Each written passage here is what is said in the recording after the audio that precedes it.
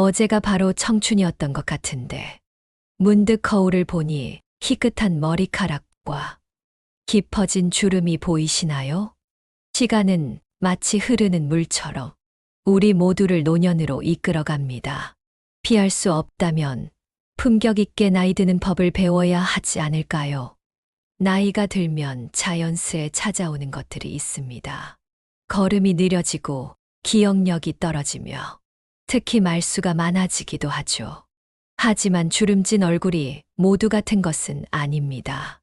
어떤 이의 주름에선 지혜가 묻어나고 어떤 이의 주름에선 원망이 묻어납니다.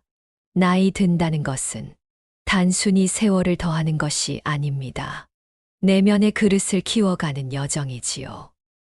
오늘은 나이 들수록 악착같이 버려야 할 6가지 나쁜 습관에 대해 이야기 나누고자 합니다. 첫 번째는 끊임없이 남을 비판하는 사람입니다. 군자는 말이 많지 않다. 말이 많으면 결국 실수가 많아진다. 공자의 이 말씀은 오늘날 우리에게 중요한 교훈을 줍니다. 끊임없이 남을 비판하는 사람들의 특징은 매우 뚜렷합니다. 항상 주변 사람들의 단점을 찾아내고 그것을 지적하는데 많은 시간을 보냅니다. 저 사람은 왜 저렇게 행동하지?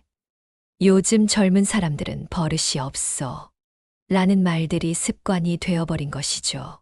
이러한 비판적인 태도는 마치 부메랑과 같습니다. 우리가 던진 날카로운 말들은 결국 자신에게로 돌아오게 되어 있습니다. 험담이 습관이 되면 우리의 마음도 점점 부정적으로 변해가고 그 부정적인 에너지는 주변 사람들을 하나둘씩 멀어지게 만듭니다.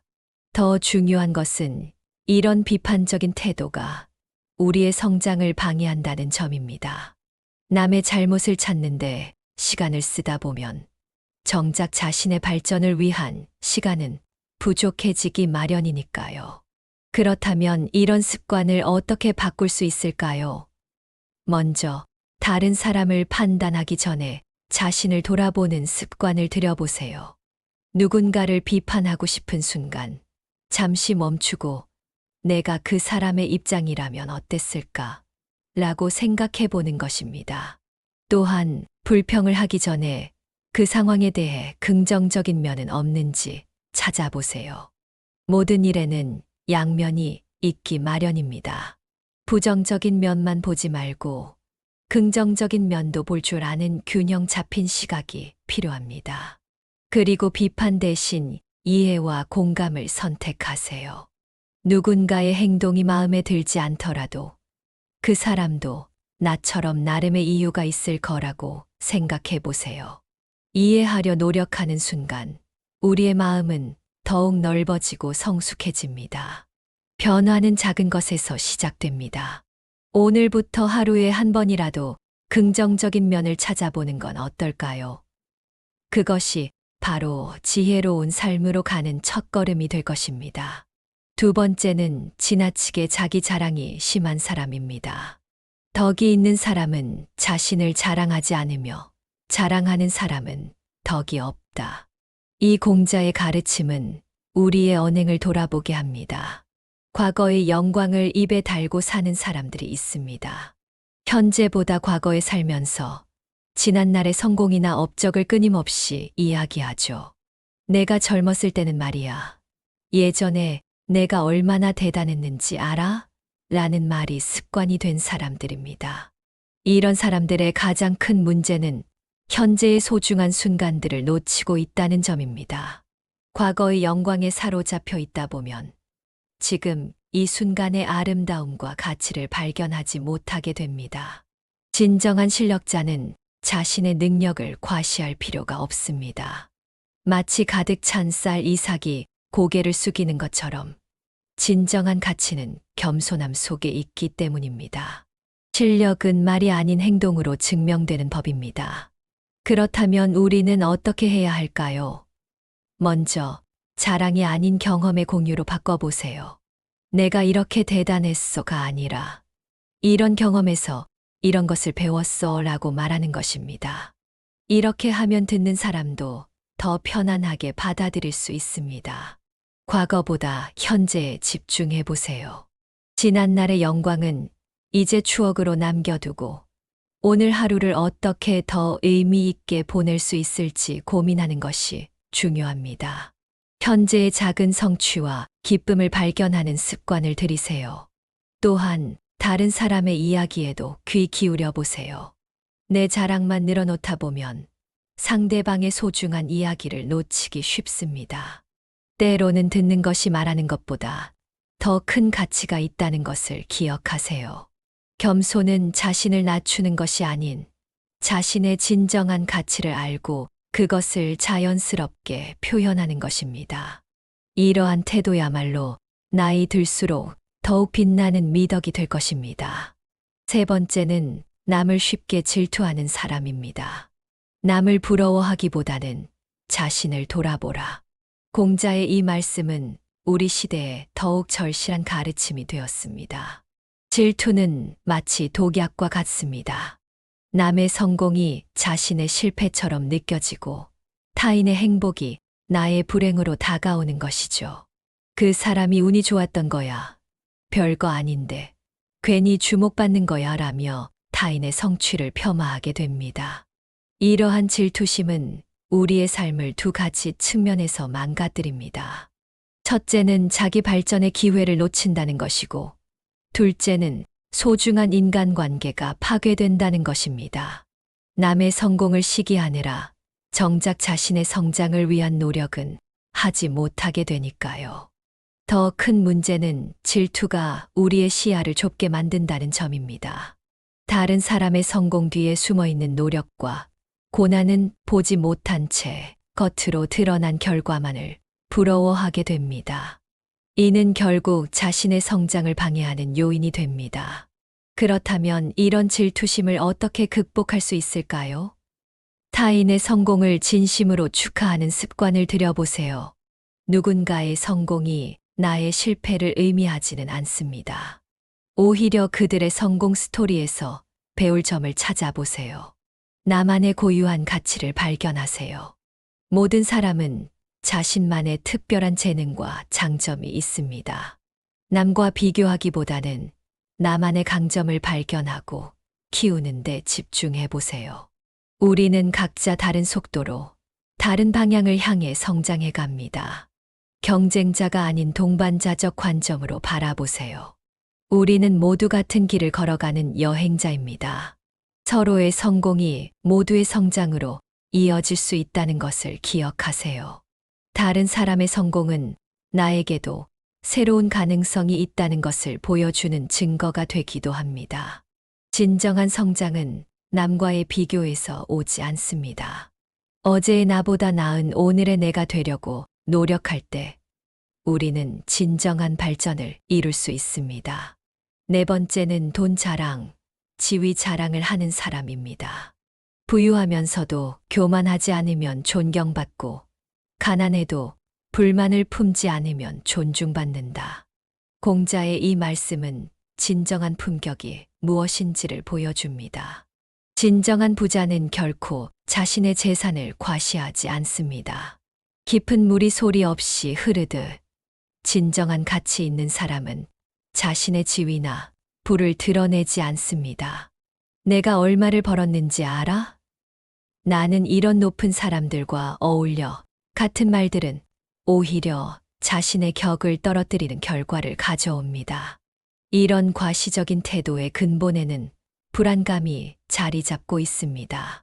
자신의 가치를 물질적인 성공으로만 증명하려 하기 때문에 끊임없이 그것을 드러내 보여야 한다고 생각하는 것이죠. 하지만 이는 오히려 자신의 진정한 가치를 가리는 장애물이 됩니다. 진정한 품격은 겸손함에서 시작됩니다. 자신이 가진 것을 드러내려 하기보다는 그것을 어떻게 의미 있게 사용할 수 있을지 고민하는 것이 더 중요합니다. 부와 지위는 우리가 더 많은 책임을 질 수 있는 기회이지 과시의 도구가 되어서는 안 됩니다. 그렇다면 우리는 어떻게 해야 할까요? 첫째, 겸손한 태도를 가지세요. 내가 가진 것이 많다고 해서 그것이 곧 나의 가치는 아닙니다. 오히려 그것을 어떻게 의미 있게 사용하는지가 더 중요하죠. 둘째, 물질적인 가치보다 인간적인 가치를 더 소중히 여기세요.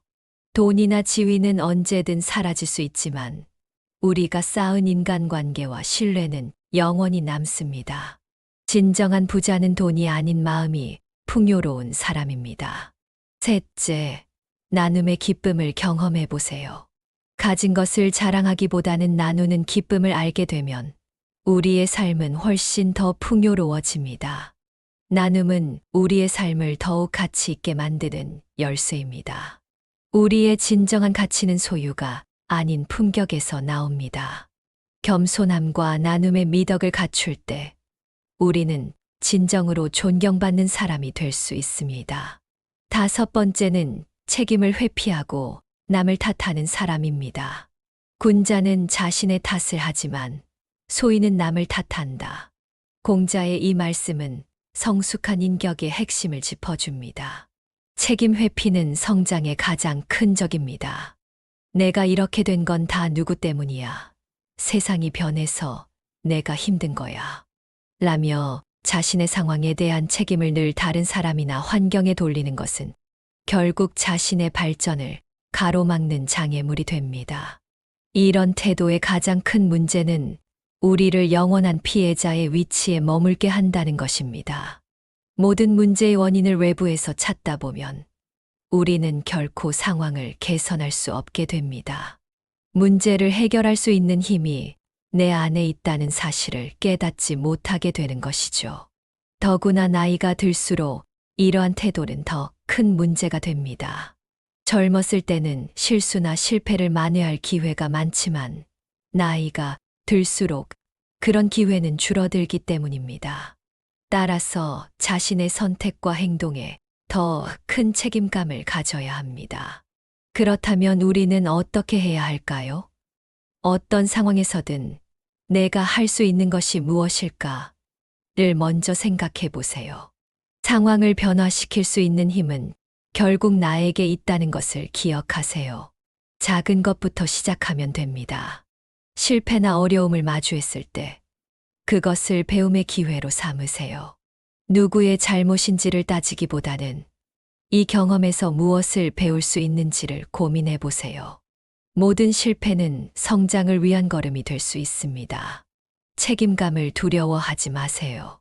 책임을 지는 것이 때로는 무섭고 부담스러울 수 있지만 그것은 우리를 더 강하게 만드는 힘이 됩니다. 책임을 질 줄 아는 사람이야말로 진정한 어른입니다. 우리의 인생은 우리가 내린 결정들의 총합입니다. 그 결정들에 대한 책임을 받아들일 때 우리는 비로소 진정한 성장을 경험할 수 있습니다. 마지막 여섯 번째는 남의 말을 듣지 않고 자기 말만 하는 사람입니다. 말을 많이 하면 들을 줄 모르게 된다. 듣는 것이 중요하다. 이 공자의 말씀은 진정한 소통의 본질을 알려줍니다. 대화는 주고받는 것입니다. 하지만 어떤 사람들은 항상 중심이 되어야 하고 남이 이야기하는 중에도 참지 못하고 끼어듭니다. 자신의 이야기를 들어주지 않으면 서운해하거나 화를 내기도 하죠. 이는 결국 주변 사람들을 지치게 만드는 원인이 됩니다. 이런 태도의 근본에는 자기중심적 사고가 자리 잡고 있습니다. 자신의 생각과 경험만이 가치 있다고 여기다 보니 다른 사람의 이야기는 들을 가치가 없다고 판단하는 것이죠. 하지만 이는 큰 오해입니다. 진정한 지혜는 다른 사람의 이야기 속에서 발견되는 경우가 많습니다. 모든 사람은 자신만의 특별한 경험과 통찰을 가지고 있기 때문입니다. 경청하지 않는 사람은 이러한 배움의 기회를 모두 놓치게 됩니다. 그렇다면 우리는 어떻게 해야 할까요? 상대방의 말을 끝까지 경청하는 습관을 들이세요. 말하고 싶은 충동이 생겨도 잠시 참고 상대방의 이야기가 끝날 때까지 기다려보세요. 그 속에서 새로운 통찰을 발견할 수 있을 것입니다. 대화에서 균형을 찾으세요. 내 이야기만큼 상대방의 이야기에도 관심을 가지고 서로의 생각을 나누는 시간을 가져보세요. 진정한 대화는 서로를 이해하고 배우는 과정입니다. 침묵의 가치를 배우세요. 때로는 말하지 않고 듣기만 하는 것이 더 큰 지혜가 될 수 있습니다. 침묵 속에서 우리는 더 깊은 이해와 통찰을 얻을 수 있습니다. 나이가 들수록 우리에게 필요한 것은 말하기에 기술이 아닌 듣기의 지혜입니다. 경청은 상대방에 대한 최고의 예우이자 우리 자신을 성장시키는 가장 확실한 방법입니다. 우리는 종종 착각합니다. 나이가 들었다는 이유로 모든 것이 용서될 거라고. 하지만 진정한 아름다움은 나이를 먹을수록 더욱 빛나는 법입니다. 깔끔한 외모에 덧붙여 긍정적인 마음가짐, 그리고 너그러운 미소는 우리를 더욱 품위 있게 만듭니다. 과거의 영광, 쓸데없는 허영심, 남을 향한 시기와 질투, 이런 것들은 모두 인생의 거품일 뿐입니다. 우리에게 진정 필요한 것은 자신을 바로 보는 맑은 눈과 타인을 이해하는 너그러운 마음입니다. 오늘 이야기한 습관들을 하나씩 고쳐가다 보면 분명 더 행복하고 풍요로운 노년을 맞이하실 수 있을 것입니다. 여러분의 하루하루가 지혜와 품격으로 빛나길 바랍니다. 다음 시간에는 더 깊이 있는 인생의 지혜로 찾아뵙겠습니다. 여러분의 인생이 더 아름답게 날아오르길 바랍니다. 인생의 나래였습니다.